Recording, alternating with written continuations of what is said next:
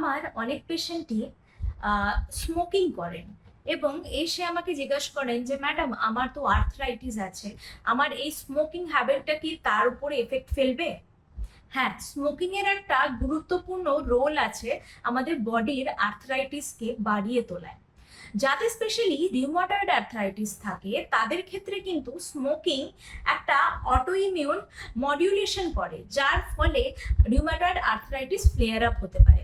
অনেক ক্ষেত্রে জয়েন্টের ইনফ্লামেশন বাড়িয়ে তোলে। অনেক ক্ষেত্রে যে মেডিসিনগুলো আমরা আর্থরাইটিসের জন্য দিই সেই মেডিসিনগুলো ঠিকঠাক কাজ করে না এই স্মোকিং এর জন্য।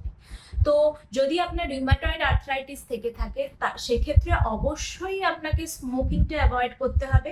আর যদি ইভেন অস্টিও আর্থরাইটিসও থেকে থাকে, মানে হাঁটুর ক্ষয় বা হিপ জয়েন্টের ক্ষয় হতে থাকে, সেক্ষেত্রেও স্মোকিং এর একটা ভূমিকা আছে।